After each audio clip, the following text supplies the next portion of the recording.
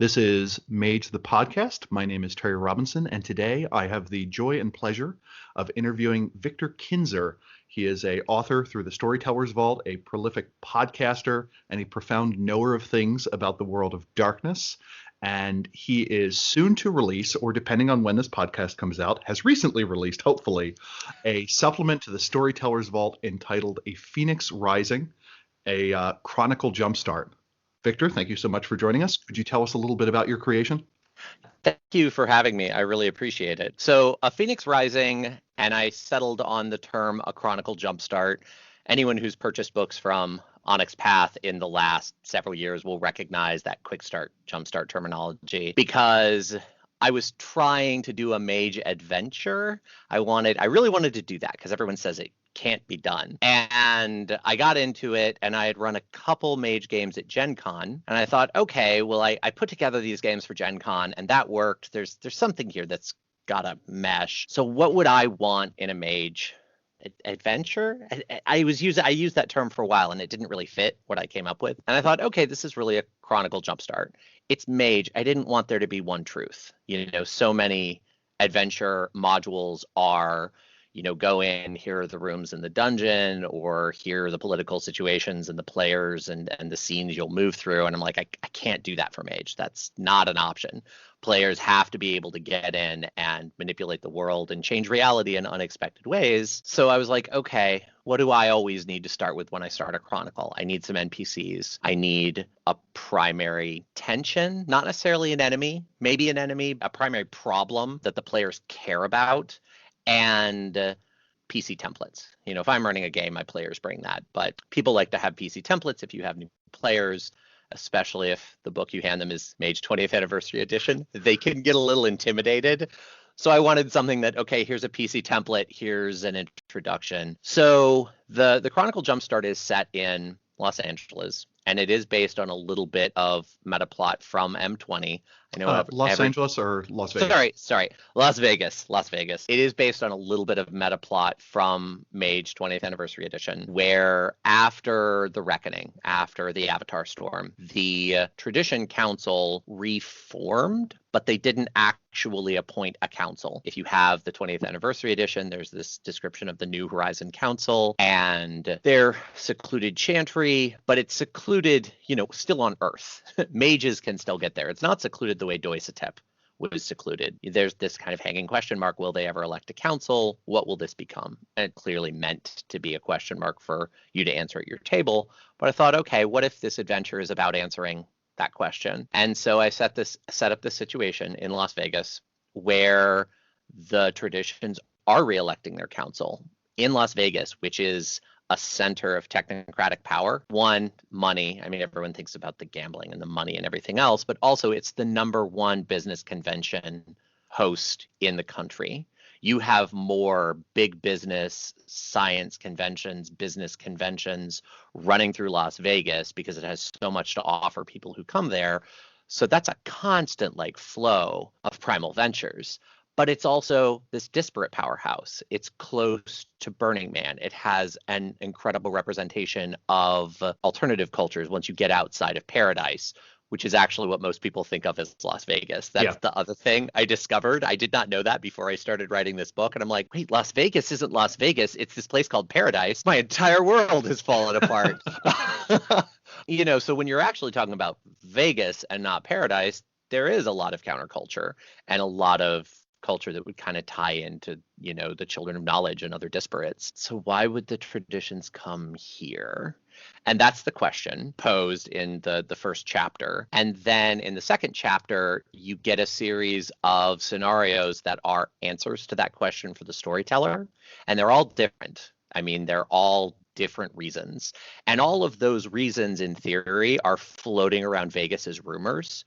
Even in any setting, those could all be rumors, even if they're not true, but one of them is maybe true, or as a storyteller, you could change it and play with them, and maybe none of those are true, and you come up with your own explanation. There are all scenarios that work for the traditions, the disparates, or the technocrats, and there are PC templates from all of those groups. I wanted something that felt holistically Mage, where you could play any perspective. You could play this thing multiple times.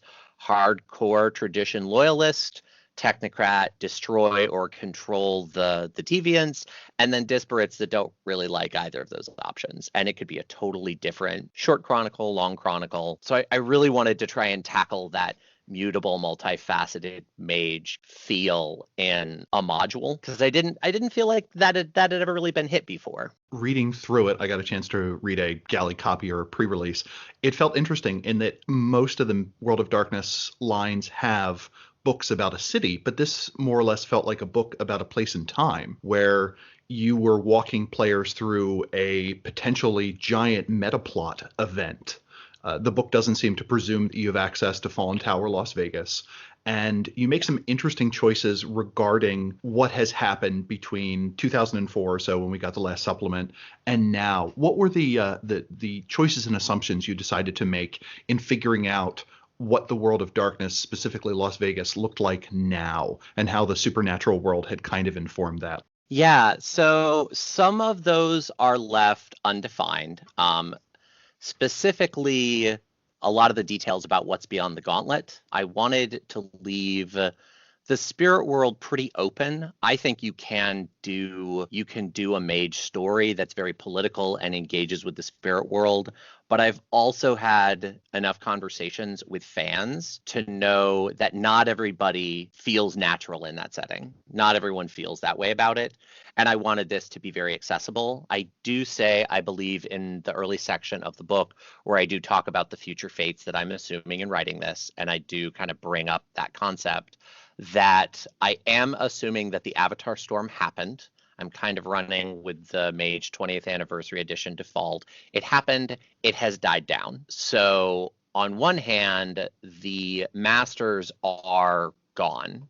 They were taken off the scene by whatever the reckoning really was. When the Avatar Storm died down, they didn't necessarily come back. There are Masters on the scene now, but they're the mages that have kind of continued to evolve and push to that point since the reckoning, which in terms of mage development and lifetimes, the way it's described in the canon, isn't that long. So yeah. These are new Masters. These are people that are just starting to break that totally change reality scope of being a mage. They haven't fully internalized or become numb to it yet. So it's a whole new world. The future, there's no way to know what the future could be, because in the first and second edition setting, the presence of the old masters kind of kept things static. The traditions represented, preserving everything that had ever been in the face of this awful technocracy. Well, I more or less have control off the board in most of the scenarios. I think that's the one area I had as kind of a future fate for the campaign, where I say, as a storyteller, you can choose a few different assumptions about control. That's control with a capital C. Capital C, yeah, control, the entity. Yeah, the technocratic entity. And I say you can either assume that control was in control running everything, and then the Avatar Storm happened and it's gone, and now there are all of these young technocrats being like, whoa, is any of that ethical? Should we be doing this? What's going on? And maybe discovering some old information about the Order of Reason that was kept hidden away because the Union didn't want to be what it had been. Maybe control was never really a thing. That was a hook from the old days, where control was just a story used to keep younger agents in check, and it was just a bunch of old masters pulling strings. Or maybe control was in control previously, couldn't access the mud ball during the Avatar Storm, and now is back, but it has to clean up its mess. In the same way that before, it couldn't just snap, create the world it wanted. It had to move down the timeline. Vaccines have stopped working, and there are antibiotic-resistant bacteria, and politics is falling apart.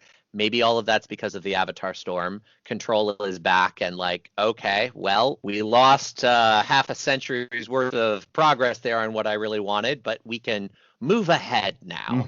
Any of those things could be true.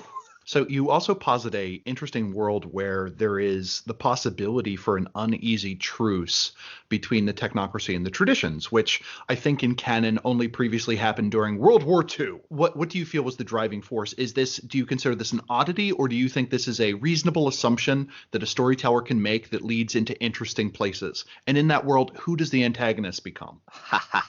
So this really grows out of a 2-year Sorcerer's Crusade game that I ran. Okay. And I started the Sorcerer's Crusade game, and everyone was set in Venice, and I wanted there to be kind of an uneasy local truce between the Order of Reason and the traditions. And if you read the Sorcerer's Crusade core book, it says this happens occasionally. The Order of Reason isn't the huge global organization the technocracy will be someday. And so this can happen. And so I'm like, okay, we'll start here. And then it was set in the time period of the Borgias. Okay. And I was going to have the Borgias come in as a major enemy representing a more monolithic viewpoint of the Gabrielites. That was my starting point. Never got to the Borgias because my players just went hard left. But about 3 or 4 months after I started the game, I picked up a copy of the Order of Reason book and I read through it. And I got to this section of the Order of Reason book that just said, yeah, this is normal. What I was doing was normal throughout all of Europe. And it explicitly said the technocracy kept that history hidden. They did not want their agents to know that that had once been normal.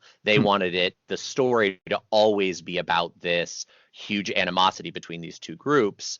But the truth be told, the Gabrielites, who are the precursors to both the Knights Templar and, depending on which book, which piece of canon you're looking at, maybe also the NWO, they were hardliners against the traditions. The rest of the Order of Reason, they didn't agree with tradition mages. If there was an uneasy truce, if you were just a witch out in the forest living your life and you weren't oppressing humans, not my problem. And maybe occasionally I could use your help.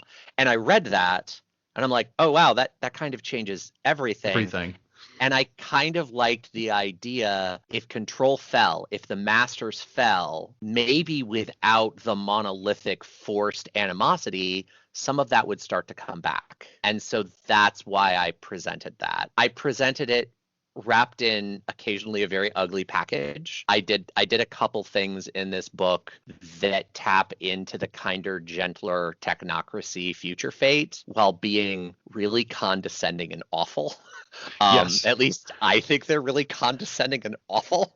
And I liked getting into just okay, we can be allies. Oh, you're talking. I hate you.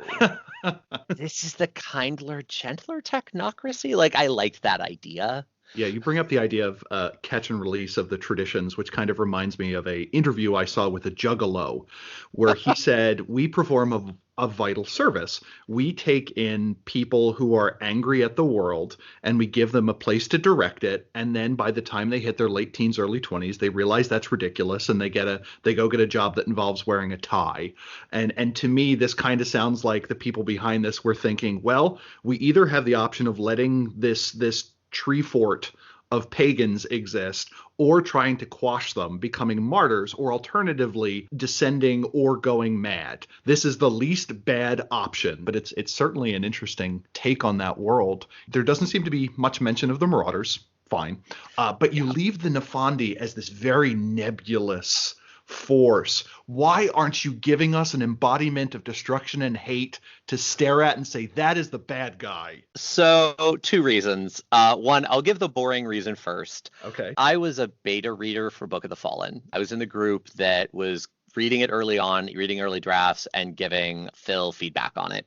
Okay. And I can say that he's said that publicly on podcasts before, that I've been on with him. So I feel okay sharing that information. And honestly, if I had really tried to write Unafandi, I would have ended up using content from that book, and I did not feel comfortable writing that before that book comes out. I'm like, no, I do not want to get into that territory. So there's that. Okay. The other reason, and this is mushier but probably more accurate in absolute terms, I think the ultimate enemy in Mage is you. I think the ultimate enemy in Mage lives in the mirror. I'm not a big fan of the bad guy in Mage. Hubris is the enemy. I'm going to make the world a better place. I have the power to create the perfect world, and I am arrogant enough to think the world I imagine will actually be the good one. I might be tapping totally the wrong tone for your listenership, but if anyone is a Steven Universe fan and has seen the conclusion to the original series, they're going to keep going, but the original story just concluded. White Diamond is the technocracy to me. She is the ultimate representation of that, but her fall in that episode, and I won't go into details because spoilers if anyone cares, but her fall in that episode to me is the fall of every ridiculously powerful mage when they realize, oh my god, I've been screwing it up for 300 years. And I was so good at screwing it up. And I want the opportunity for that to thrive in Mage, and I feel like there's a place for an Effendi story, especially once Book of the Fallen comes out. Everyone buy that book. You want it. It'll hurt to read. It hurts to read that book, but you want that book. But at the same time, I still feel like a good Mage Chronicle always has to come back to the mirror. And I tried to present that here. Like, everyone could be the good guy. Everyone could be the bad guy. So you don't know for certain where you fall on that spectrum. You even go one step beyond that in the setup that you have on one of the early pages is there's a faction within the traditions that has no love for the Union, but they largely see the battle for reality not as mysticism versus reason, but as freedom versus soulless obedience. Is this your take? Do you feel this is the direction Mage should go? Is this the direction you see coming out of M20? This is something I've seen Satiros comment on Twitter and various other places. But what made you choose that as the central divide or the central question? To some extent, I do think that is coming very much out of M20. If you have to have an external major theme as opposed to, oh God, am I the bad guy? If you really want to talk about an external theme, I like freedom versus soulless obedience, because if you go back in the history of most of the groups, what you see is you get to soulless obedience when they had power. You know, if you go back in the Order of Hermes history, when they were truly powerful, they were incredibly oppressive overlords. When you go back and you look at the history of the Celestial Chorus, when the church was at its height, especially the Catholic Church, and they were much more centrally Catholic at that point in their history, they were incredibly oppressive and very comfortable with that. Right now, or, you know, a few years ago, the technocracy was at a total absolute high. Maybe the technocracy likes what's going on now. Maybe all of their plans are falling to paradox. I suppose it depends on how you want to interpret things. But I think if you frame that freedom versus soulless obedience, you can kind of start to see all of the different groups start to, you know, creep into that space. The Bettini, the way they're written in Revised, are incredibly oppressive, more oppressive than most of the Union. I mean, oh, you're a Bettini. I'm going to have to just read your mind because we're meeting, and I need to make sure you're not wrong, as just a handshake among them. I like that theme because of the way it illuminates all the groups in Mage. So this supplement makes a lot of references to other elements in the world of darkness. The way I was reading it, I had the PDF open on one half of my massive monitor and whitewolf.wikia.com open in the other. I took a drink when you made a reference to the Nunihi. Do you see this as for the new storyteller or maybe the storyteller that's coming out of retirement? If I want to run this in good faith, with a good chance of picking up most of your nuance, what do you think I should be familiar with, or what do you think I should have at hand? The Nunihi reference I made is a background, maybe possible character. It's context for a PC. It's not central to the plot. I did put a number of broader World of Darkness Easter eggs, but by and large, you don't need to know the details of any of them. So if you picked up Mage 20th and read the history section of Mage 20th, the faction write-ups, you'd want to know how the factions feel about what's going on for this, and the rules. I think you could run this with the understanding, if you're comfortable opening up the book, and when you hit something that's clearly a fun reference somewhere else, being comfortable saying, I'm going to do whatever I want with this, especially the Nunihi. That character never needs to make an appearance. Yes. Let's just explain what the Nunihi are for the audience. Yes. Sorry. The Nunihi are Native American changelings. They are relatively closely based on actual Native American myths. I have found the myths for all of the Nunihi families, so they're part of Changeling the Dreaming. If you pick up the Changeling the Dreaming core book, that's not going to be enough to run them unless you get the big 20th core book. But that said, if you had Mage and a Phoenix Rising, and you wanted to do something, you could go just read a little bit about the Nunihi in general. As I recall, she's a rock giant.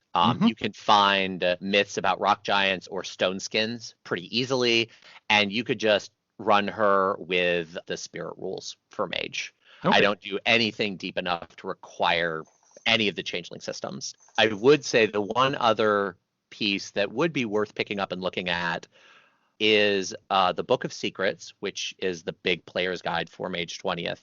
In the last chapter, I think it is, it's near the end of the book, there's a write-up on the disciplinary procedures of all the major factions. So the traditions and the Union have very strict setup laws and legal structures and disciplines and brands if you do things wrong.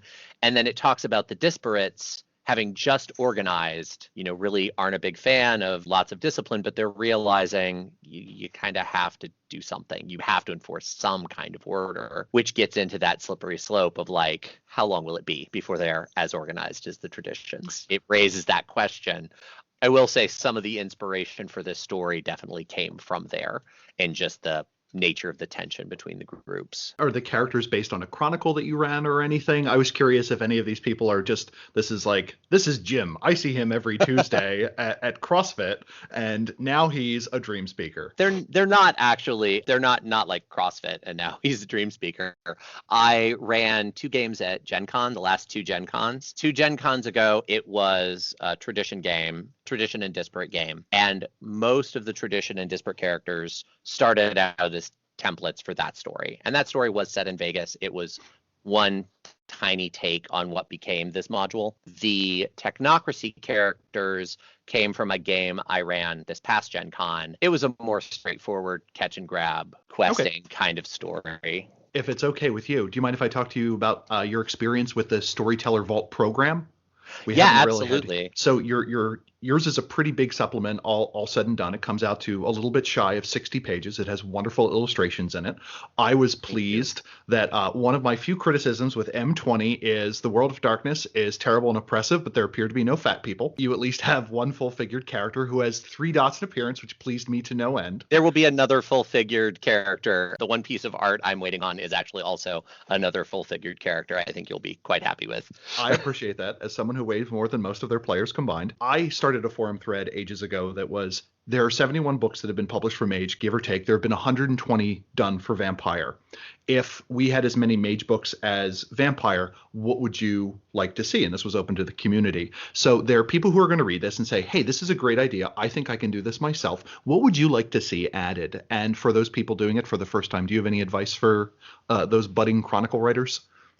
Yes, 2 things. I'll tackle the advice first because it's easier, and I'll process the other question in the back of my head while I'm giving the advice. Get an editor. And this advice has been shared on the Facebook Storytellers Vault group.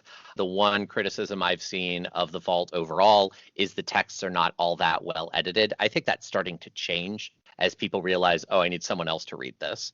And so I really cannot recommend it enough. For those of you who have listened to my podcast, Walking Away from Arcadia, you'll be familiar with Simon. He did editorial duty on this text for me.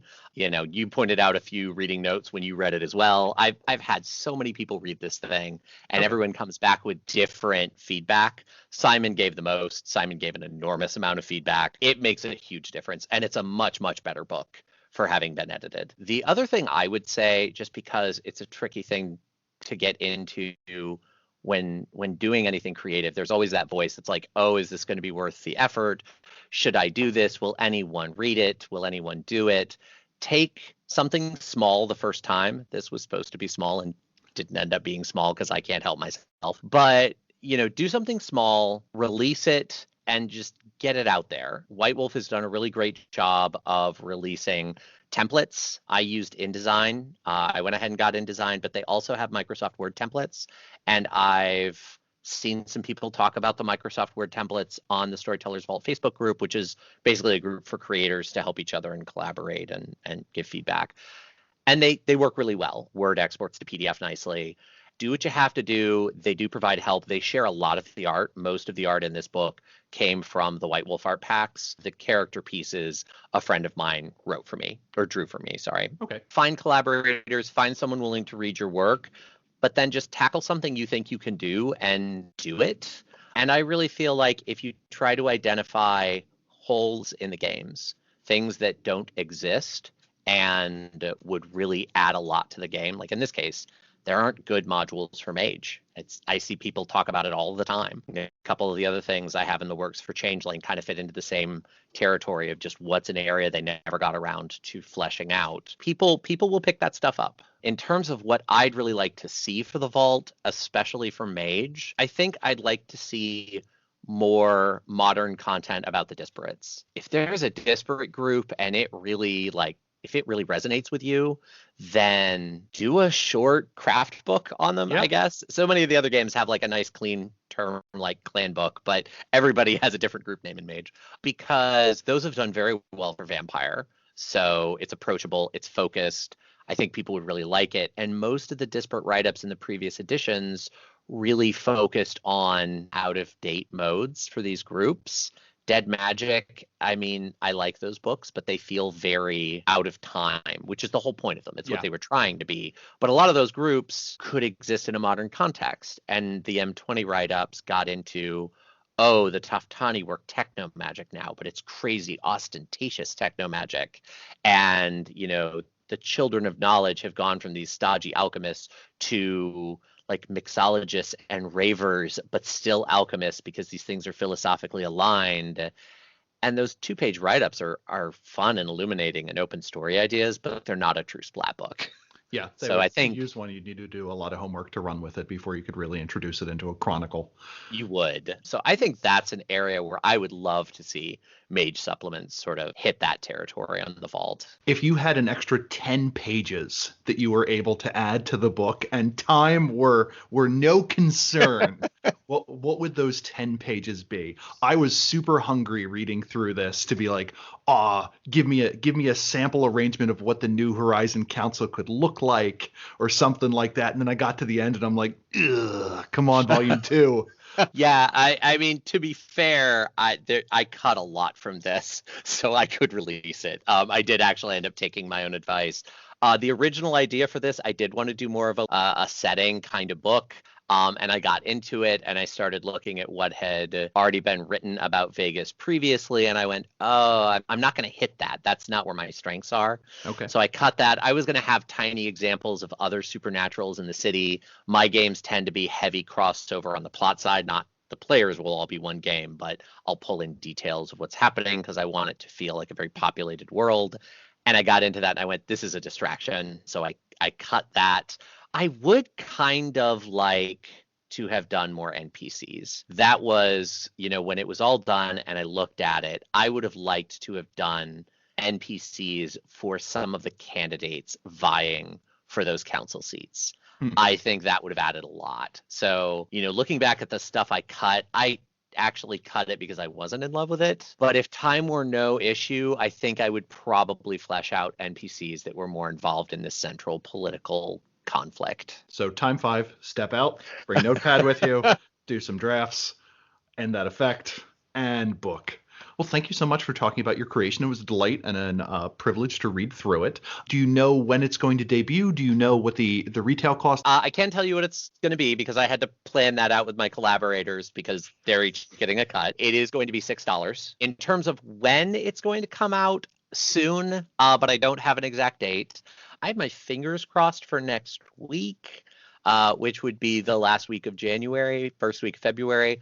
But there are some unknowns there. But it will be soon. It will be in the next week or two. By the time this podcast goes out, it should be available for the reading public to go out and consume. Are there any other projects you are working on that you would like to promote or have our audience be aware of before we sign off? Yeah, I am working on some things. The one I'm working on most, I'm returning Simon's editorial favor. And since the project I'm working on there is really his baby, and I don't know how far out that is, it is a Changeling text. It's a fun, new kind of area. And, you know, without doing a full announcement, because again, I want him to be able to kind of control that. Anyone who has listened to Walking Away from Arcadia will not be surprised about the tone of this book. I'll say that. Some of the other projects that, again, are much farther out but are mine, so I feel comfortable talking about them. I really want to do a dolls book. I have the outline done, mannequins for Changeling. Okay. So for anyone who's read the anime, the mannequins and dolls are really fascinating, and I have a book, it's outlined, and I have, I think, maybe like 10 pages written, an early draft. I want it to be about the size of this book, so about 50, 60 pages. And I can tell you that started from, if you've read an anime, an anime gather glamour from their element. Fire in anime gather glamour from fire. The dryads gather glamour from trees and from wood, and it varies if they're crafted or not. And then I got to the mannequins, and that is the same description applied to all anime. And I'm like, what element is doll again? Okay. And there are a couple ways to interpret that. Simon has a theory that I folded into this book. I had a different perspective on it, so I made both of those viable. But it really came down to like, wait, this doesn't even work for dolls. What's going on? And I just started writing and spinning stuff out. So that is probably later in the year, but that is a project that I am working on. And then there's a kind of not nightmare, death and changelings in many different forms. Fear of death, end of life, returning at end of life, and also changelings associated with death text that Simon and I are working on together. That one is in a pretty middling state. Some of it's pretty complete. Some of it needs a lot of development and writing.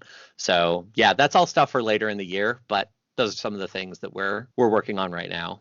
Well, I look forward to picking those up for the Changeling Chronicle. I am vastly too terrified to run, thanks to you. We look forward to talking to you again in the future. Victor has kindly volunteered to discuss Changeling crossover. Victor, thank you so much for your time. Thank you.